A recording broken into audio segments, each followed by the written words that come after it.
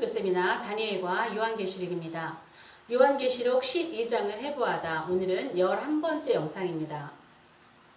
영상을 처음 들어오신 분들은 앞서서 올린 영상들을 꼭 함께 연결해서 보시면 좋겠습니다. 오늘 다룰 말씀은 달을 벗어나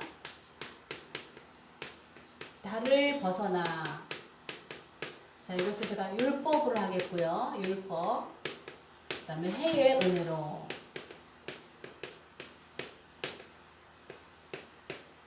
자, 이것을 제가 복음으로 하겠습니다. 영상을 올릴 때마다 제가 제목을 어떻게 정할 것인가 고민을 많이 합니다. 이번 영상을 제가 이렇게 제목을 정해놓고 계시록 12장을 묵상하면서 저는 먼저 은혜를 받았습니다. 왜냐하면 저는 계시록이 가장 어려웠는데 하나하나 이렇게 계시록을 12장을 해부한다는 마음으로 영상을 이렇게 올리면서 하나님께서 이렇게 좀 더 조금씩 보여주시는 것에 저는 먼저 은혜를 받습니다. 여러분들은 또 이 영상을 통해서 얼마큼 더 동의하실지 모르겠지만 계시록 12장이 율법과 복음을 말하고 있다는 것을 또 이렇게 발견을 했습니다. 물론 제가 앞에서 여자를 복음으로 정의한다 할 때 갈라디아 4장에서 말하고 있는 율법과 복음에 대해서 얘기를 하고 있지만 좀 더 깊이 들어갈수록 계시록 12장이 율법과 복음을 말하고 있다는 또 그 부분을 말하고 있다는 것을 발견을 했습니다. 물론 계시록 12장 전체가 그렇진 않지만 저는 계시록 12장을 이렇게 좀 오늘 율법과 복음에 대해서 말하고 있다는 부분들을 이렇게 좀 찾아보려고 합니다. 일반적으로 계시록 12장의 해 입은 여자에 대해서 이스라엘 혹은 복음, 교회 이렇게 해석을 전통적으로 많이 해오고 있죠. 그래서 이 이스라엘을 야곱, 이스라엘로 보고 또 12 그 별을 야곱의 12 아들 또 이 여자가 베고 있는 이 남자아이를 예수님이라고 해석들을 일반적으로 합니다. 저는 예수님이라고 해석을 한 적이 없는데 어떤 분은 댓글에다가 제가 또 예수님이라고 해석했다고 하시는 분들 계시는데요. 아마 이렇게 좀 영상을 이렇게 급하게 들으시는 것 같아요. 일반적인 생각에서 벗어나지 않으시는지 저는 결코 남자아이를 예수님이라고 가르친 적이 없습니다. 일반적으로 남자아이를 예수님이라고 본다는 얘기죠. 그리고 또 이 여자가 밟고 있는 사실은 이 달을 밟고 있는 건 아니라 발 밑에 달이 있는 거거든요. 그래서 이 달을 야곱의 부인이라고 해석하는 분들도 계셨어요. 그러나 제가 늘 누누이 말씀을 드리지만 요한계시록은 순서적으로 기록되고 있다. 그러므로 계시록 12장도 과거적인 사건이 아니라 앞으로 우리에게 다가올 사건이라는 것을 전제로 해서 계속 말씀을 전하고 있습니다. 자, 오늘은 제가 이 계시록 12장이 율법과 복음을 말하고 있다는 것을 좀 집중적으로 볼 건데요. 일단은 계시록 12장 이 12장의 시점 요 시점이 어떤 시기인가라는 걸 알아야 돼요. 어떤 시기인가. 자, 계시록 12장의 시점이 지금 어떤 시기인가. 이것을 우리가 좀 먼저 살펴봐야 되는데요. 일단은 이 시점은요. 자, 후 3.5년을 남겨두고 있습니다. 자, 이제는 이 3.5년이 지나면 예수님께서 지상에 재림을 하시는 때가 되는 것이죠. 다니엘의 70일에 중에서 이제 마지막 일에 이 마지막 일회 중에서 일회의 절반을 남겨놓고 있습니다. 그래서 다니엘 9장 27절에 일회의 절반에 라는 말을 하고 있는 것이죠. 이제 일회의 절반을 남겨두고 있는 이런 시기가 지금 계시록 12장의 이런 시점이라는 것이죠. 두 번째는 이 시기는 지금 이제 머지않아 평화조약 7년 평화조약이 이제 파괴되는 시기입니다. 아마도 언약이 파괴되기 시기 요 바로 전부터 어떤 일들이 있을까요? 우리가 좀 상상을 해본다면 이스라엘의 백성들이 이제 성전을 짓게 되죠. 평화조약 이후에 제3성전을 짓고 이스라엘의 5대 제사가 회복이 됩니다. 제사를 짓게 되죠. 동물제사를 회복이 됩니다. 그러면 이 동물제사를 계속 이제 하게 되는데 이 동물제사가 있을 때 여러분 상상해 볼 수 있죠. 전 세계에서 어떤 반응이 일어날까요? 이스라엘에서 어마어마하게 많은 동물들이 5대 제사가 부활이 되면서 동물들이 죽어나가요. 제사 때문에. 동물들을 죽여서 각을 떠서 불에 태워 바치는 번제들을 시작해서 많은 동물들이 죽어가는데, 그렇다면 지금 전 세계에 동물 애호가들이 얼마나 많습니까? 그러면 그들이 가만히 있을까요? 아마도 전 세계에서 세계의 정부, 제국의 그 통치자에게 이스라엘의 동물 제사를 금지시켜달라고 하는 이런 시위가 전 세계적으로 일어날 가능성이 있습니다. 계속 동물 제사가 되어질 때, 이런 것이 있을 때 여론에 약한 세계 정부는 아마도 이것이 갑자기 딱 파괴되는 것이 아니라 그 앞에 그러한 일들이 조성이 된다는 얘기죠. 그런 분위기들이 아마도 그럴 수 있다라는 것이죠. 그래서 이렇게 제사 금지가 되면서 이것이 원인 되다가 마지막에 결정적으로 파괴를 하기도 하겠지만요. 파괴의 이 7년 평화 조약이 파괴되는 굉장히 중요한 계기는 뭐냐면요. 11장에 나타나는 두 증인이에요. 이 두 증인이 순교하고 그 다음에 부활을 합니다. 부활하고 여기서 끝나는 게 아니라 뭐예요? 승천까지 해버리잖아요. 승천까지. 계시록 10장부터 7년이 시작된다고 그랬어요. 제가 앞서서 두 증인에 대해서 4편의 영상 올려드렸습니다. 앞으로 종종 더 추가적으로 올려드리겠지만 두 증인에 대해서 일반적인 전통적인 해석에서 벗어나지 못하고 계세요. 실제 두 증인입니다. 이분들이 죽으시고 이스라엘에서 부활하고 승리하고 올라가시는 이 시기가 이제 전상전반이 끝나는 시점이에요. 그런데 제가 앞에서 이 두 증인에 관한 강의를 올려드릴 때에 이분들의 죽음과 이 승천까지가 예수님의 생애 재현이라고 했어요. 많은 분들이 두 증인의 이 부활 승천을 첫째 부활, 순교자들의 부활, 휴거라고 얘기를 하는데요. 결코 휴거가 아니라 그랬습니다. 이분들은 승천해요. 예수님의 생애를 재현하시는 분들이에요.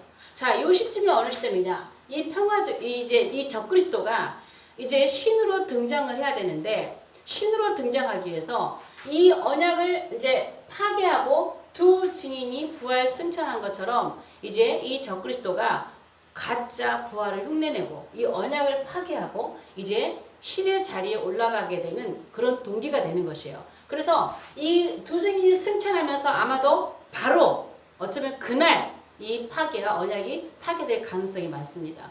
그래서 실제 이 두 증인의 순교 부활 승천 사건은요, 적그리스도에게 굉장히 충격적인 사건이 될 것입니다.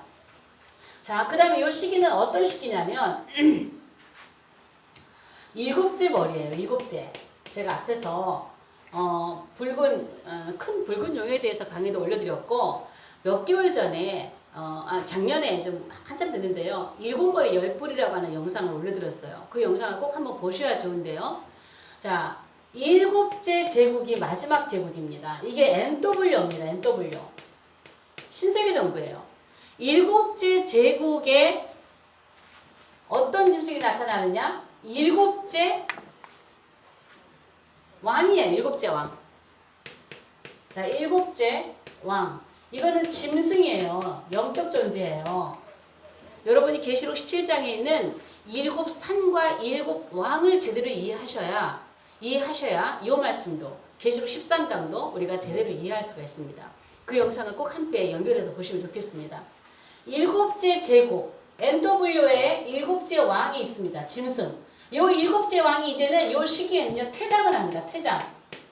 그리고 누가 등장하느냐? 8째 왕이 등장해요. 8째 왕. 이것도 짐승입니다. 짐승. 계시록 17장에 말하고 있는 8째 왕이라 7 중에 속한 자라. 전에 있었다가 지금 없어진 짐승은 8째 왕이니 7 중에 속한 자라. 계시록 17장에 있는 말씀입니다. 그러면은 이 7째 왕과 8째 왕은요 동일인이라고 해서 동일인. 제가 앞서서 올린 영상 중에 이 계획을 자세히 풀어놨어요. 꼭 함께 보시기 바랍니다. 동일인이에요. 세계정부 수장으로 나타난 그가 이제 후 3년 12장의 이 시기가 되면 이제 그 안에 적그리스도 7째 영이 들어가서 그제야 이제 진짜 적그리스도가 등장을 하게 되는 것이에요. 그러면 이 7째 제국 마지막 요게 등장할 때에 이때서야 비로소 적그리스도의 정체가 분명하게 드러납니다. 분명하게. 자, 일곱째 짐승이 통치하던 전 3년반은요. 위장 평화의 기간이기 때문에 평화의 왕으로 등장을 했습니다. 그러나 여덟째 짐승이 들어가면서 여덟째 왕으로 등극할 때에 전 세계를 화로 마지막 셋째 화의 시대로 끌고 들어가는 그러한 적그리스도의 정체가 분명히 드러나는 것이에요. 그렇다면 이때에 적그리스도의 정체가 분명히 드러날 때 이 시기가 이스라엘 백성이 드디어 달을 벗어납니다. 달. 율법. 자, 이 율법을 벗어나서 어디로 가요? 이제 해의 은혜. 어디예요? 복음으로. 여기로 나오는 시기예요. 왜? 적그리스도의 정체가 드러났잖아요. 이가 메시아인 줄 알았잖아요. 그런데 언약을 파괴하고 정체가 분명히 드러나는 거 보면서 우리가 메시아로 착각했던 저가 메시아가 아니구나. 우리가 십자가에 못 박아 죽였던 그가 메시아구나. 우리가 십자가 못 박아 죽인 예수가 그리스도구나. 그 예수가 메시아구나. 이거를 유대인들이 깨닫게 되면서 율법을 벗어나는 거예요. 지금도 유대인들이 율법으로 살고 있잖아요. 안식일을 지키고 오드제사를 부활하고 율법으로 살고 있잖아요. 은혜의 복음만 예수님께 안 나오고 있잖아요. 그러나 이때서야 이들이 달을 벗어납니다. 율법으로 나옵니다. 자, 이들이 언제 예수를 못 박았느냐? 여섯째 제국 때. 여섯째 제국이 언제예요? 로마 시대죠. 이때에 예수님을 십자가에 못 박았습니다.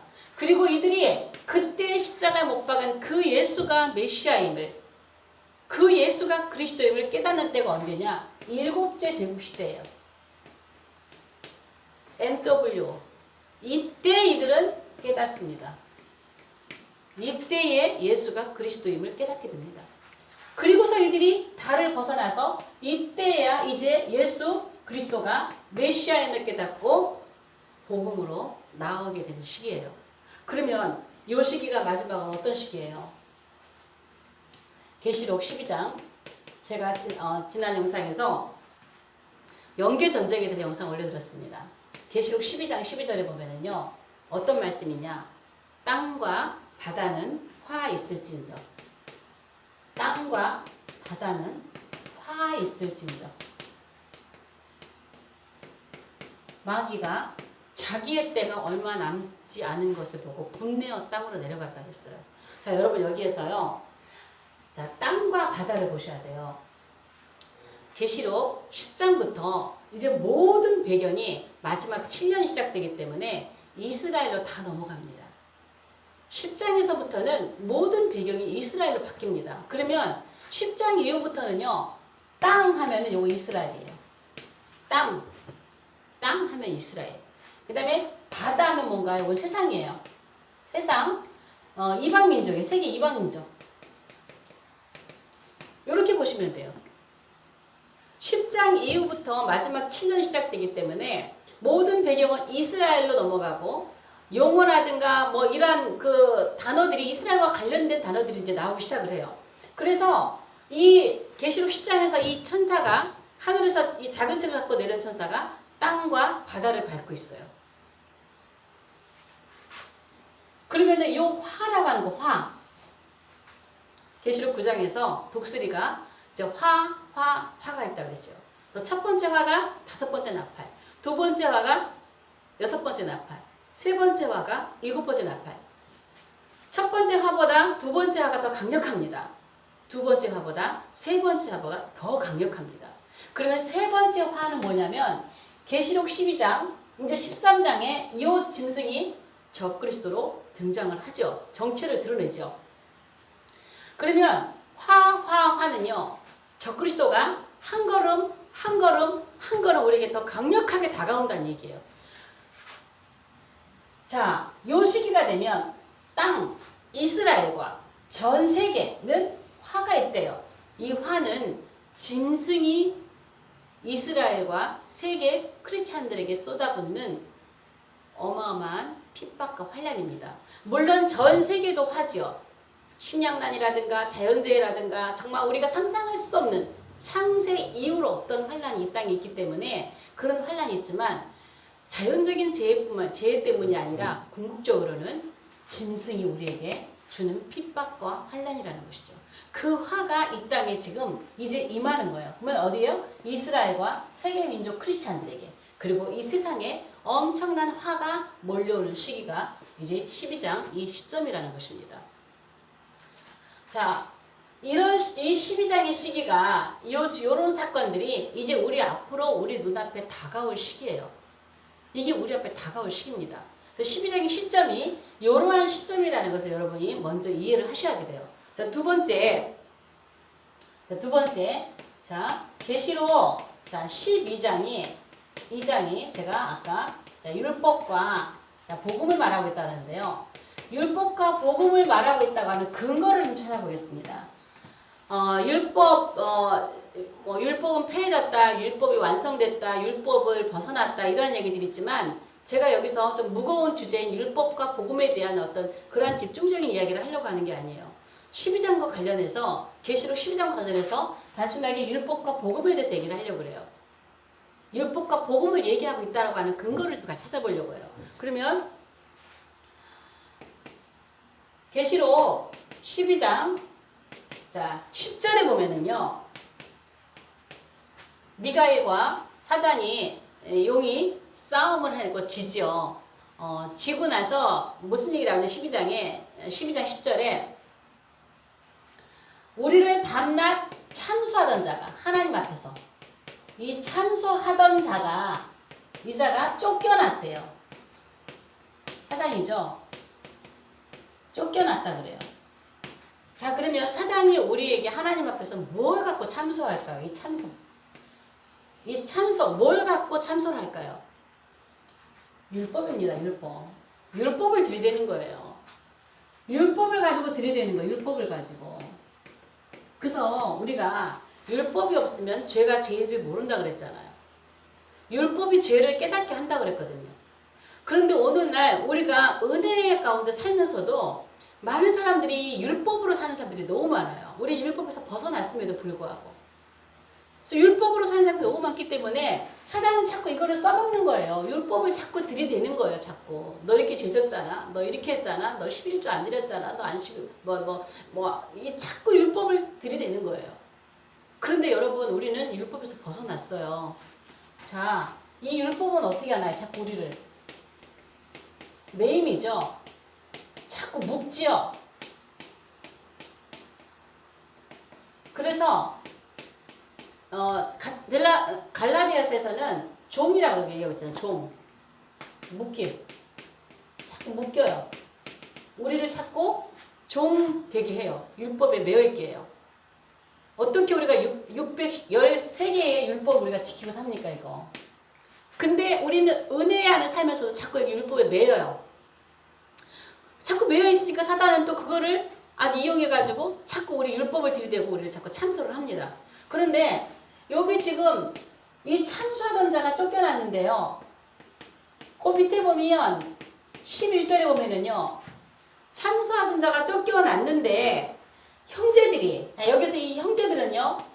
이 남자아이들입니다. 지금 앞에 휴거된 비밀 휴거, 환란 전에 휴거에서 올라간 이 남자아이 그룹입니다. 이 형제들은요. 이렇게 자꾸 율법을 들이대면서 참소했지만 뭘 이겼냐? 어린 양의 피로 이겼대요. 어린 양의 피. 복음의 냄새가 나잖아요. 어린 양의 피와 그들이 증언한 말씀으로 이겼으니 그래요. 그래서 이들을 이긴 자라게 하는 거예요. 어린 양의 피와 그들이 증언한 말씀으로써 이겼어요.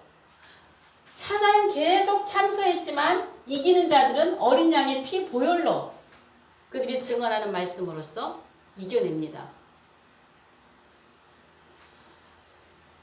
우리는 은혜 안에 살아요.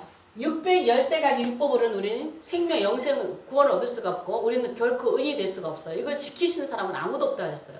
그러나 예수님이 오심으로 우리는 율법에서 벗어났다 그랬어요. 자, 율법은 자꾸 우리에게 메어놨지만 주님이 오셔가지고 이 복음으로 우리에게 뭘 주셨어요? 자유를 주셨거든요. 우리는 은혜 안에 살면서도 자꾸 율법 안에 매입니다. 제가 율법과 복음에 대해서 깊이 얘기하려고 하는 건 아니라 그랬어요. 깊이 들어갈 그럴 저기도 못 됩니다. 자꾸 사단은 11조 안 하면 벌 받는다고 합니다. 자꾸 그래서 사람들은요 11조 하면서도 그냥 막 안 하면 벌 받을까봐 주일날 뭐 주일 성수를 안 하면 또 벌 받을까봐 우리가 율법으로 이렇게 살고 있다는 것이죠.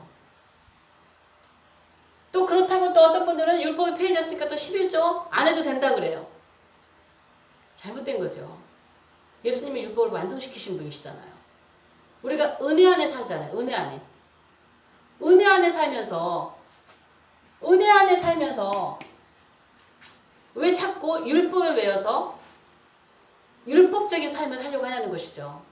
우리는 은혜 안에 살아요. 하나님의 은혜는 다 누리려고 하면서 율법이 폐했다 하면서 또 11조를 안 드려야 된대요. 모든 게 다 아버지의 것이잖아요. 다 하나님의 거잖아요. 우리는 예를 들어서 하나님 나라의 시민이에요. 우리는 그 나라의 백성이에요. 그 나라의 법은 지키지 않으면서 그 나라의 그 권리는 다 누리려고 그래요. 율법을 들이대면서 율법에서 폐했어 하면서 우리가 은혜 안에 있으면 율법을 더 완성할 수 있다는 것이죠. 율법을 더 잘 지킬 수가 있거든요. 율법의 그 법 때문에 우리가 하는 것이 아니라 하나님의 은혜 때문에 하나님 모든 것이 아버지의 것입니다. 특별히 우리가 마지막 때 물질관에 대해서 정말 하나님 앞에 바르게 서야지 돼요. 하나님이 나를 얼마나 사랑하신데 내가 그 중에 하나도 못 드립니까? 우리는 구약적인 11조는 결코 할 수 없어요. 우리는 지금 은혜의 11조를 하는 거예요. 하나님 나라의 백성으로서 그 작은 어떻게 그것도 뭐 법이라고 하면 세금이라고 하면 좀 그렇지만 9개를 다 주고 살으라는데 하나도 하나님께 드릴 수 없다면 어떻게 주님을 사랑한다고 말할 수 있겠어요? 구약에 있는 율법을 우리가 어차피 우리는 지킬 수 없어요. 우리가 지킬 수 없기 때문에 하나님께서 은혜를 주신 거예요. 자유 복음을 주신 거예요. 그렇다 그거를 이용해서 율법을 폐했으니까 율법에서 벗어났으니까 안 해도 돼. 이런 건 또 아니라는 것이죠. 자꾸 우리가 율법에 매여서 율법으로 11조하고 율법으로 예배드리고 율법으로 막 이런 것이 아니라 하나님의 은혜로 하고 모든 면에 그렇게 나가야 돼요. 그래야 여러분들이 사단이 참수하는 것에 대해서 우리는 이겨나갈 수가 있어요. 이기는 자들처럼. 어린 양의 피로써 복음으로써 우리는 이겨나갈 수 있는 것이죠. 자, 이렇게 많은 형제들이 사단의 참수에도 불구하고 어린 양의 피, 은혜의 복음으로 이겼다라고 하는 것이죠. 자, 여기서 그러면 여기서 자, 이스라엘 백성이 자, 달에서 벗어났다는 증거. 이 달 율법에서 자, 해의 은혜로. 자, 이 여자가 해를 입었으니까 제가 자꾸 해를 넣는 거예요. 자, 해의 은혜로 나왔다고 하는 증거. 자, 이 근거를 저는 어디서 찾느냐면요. 요한계시록 12장에 자, 계시록 12장 자, 15절부터 16절에 보면은요. 이 여인이 용이 여인을 자꾸 이제 핍박하죠. 이 핍박한다고 하는 것이 원어를 보면은 자꾸 추적한다고 하는 의미도 가지고 있어요. 추적한다. 그래서 이 여인을 추적하고 핍박을 하는데 여기서 어떤 현상이 나오냐면 땅이 여자를 도와요. 땅이 여자를 돕습니다. 먼저 이 용의 입에서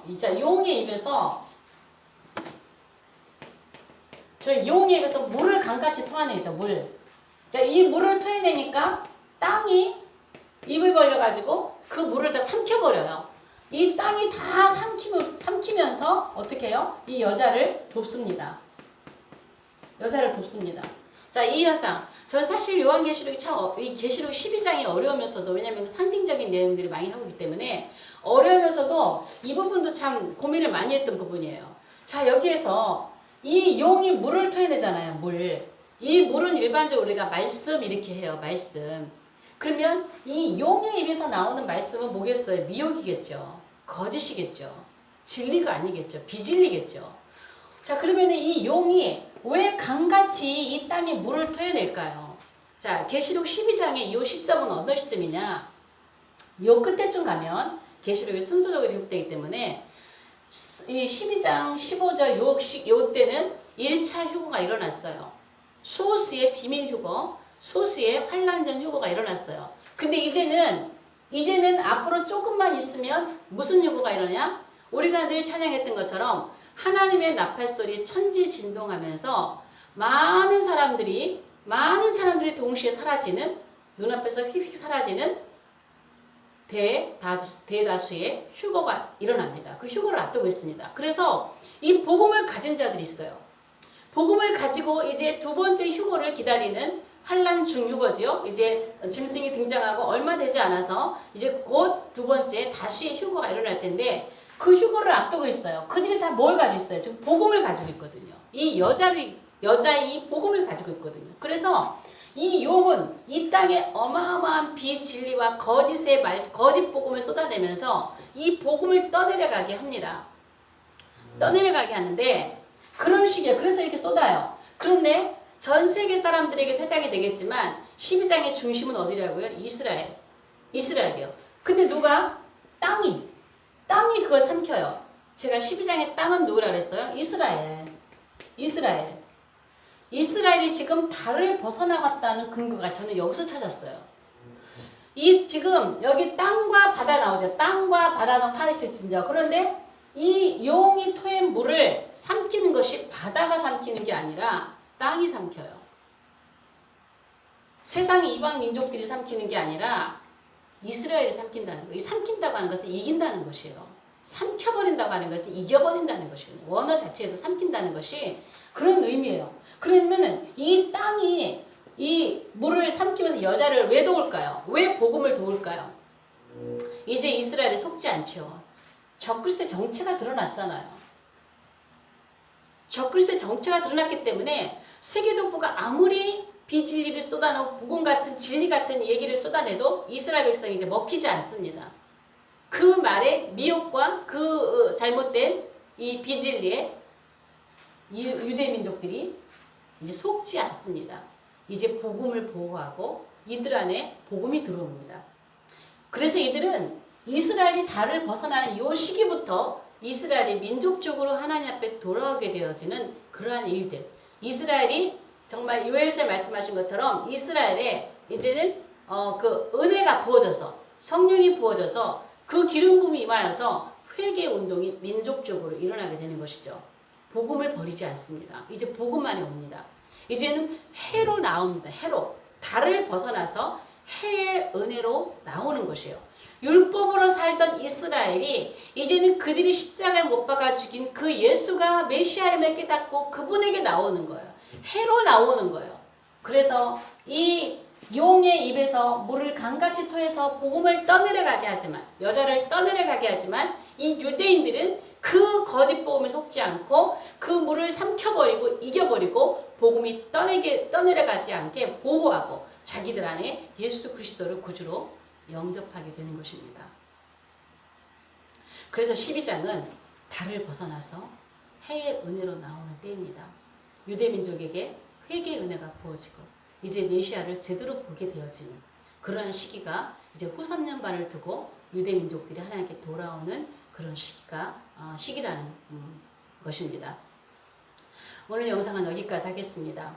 종종 그 채널을 안을 어떻게 들어가느냐고 이렇게 문의하시는 분들이 계십니다. 지금 보시고 계시는 영상 하단에 왼쪽에 보면 동그란 마크가 있고요. 그걸 클릭하고 들어가시면 채널 안에 들어가십니다. 그러면 상단 위쪽에 보면 동영상, 홈이 나오고 동영상, 재생 목록에 들어가시면 앞서 올린 영상들이 주제별로 묶여져 있고요. 이렇게 딱 펴면은 정보가 안 보여요. 이렇게 오른쪽으로, 이렇게 왼쪽으로 밀면 제일 끝에, 상단 끝에, 오른쪽 끝에 정보가 있습니다. 정보란에 보면 매달 한 번씩 진행되고 있는 2박 3일 무료 집중 세미나가 있습니다. 한 달에 한 번씩 진행되니까 여러분들이 꼭 한번 시간을 내셔서 오신다면 마지막 때 다니엘과 요한계시록을 전체적으로 한번 정리하실 때 굉장히 큰 도움이 되실 것입니다. 많은 분들이 오셔서 많은 은혜를 받고 또 와야겠다, 또 와야겠다는 말씀들이 많이 하십니다.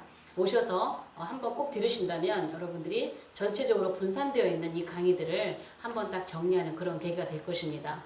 또 이렇게 보시면 오른쪽에 그 빨간색 구독 버튼, 자 그걸 누르면 구독하시는 거예요. 구독 버튼을 어떻게 누르냐고 하시는 분도 종종 계시는데요. 그 구독 버튼을 누르시면 영상이 올라갈 때마다 여러분들에게 먼저 안내를 영상이 이렇게 뜨게 됩니다. 그래서 영상이 좋으시면 좋아요, 구독, 공유를 눌러주시면 이 영상이 여러분들이 동의하신다면, 여러분이 은혜가 되신다면 여러분이 구독도 눌러주시고 공유, 또 댓글 이런 것들을 많이 해주시면 다른 분들에게 제 영상이 이렇게 드러나는데 도움이 될 것입니다. 오늘 영상은 여기까지 하고 다음 영상에서 뵙겠습니다.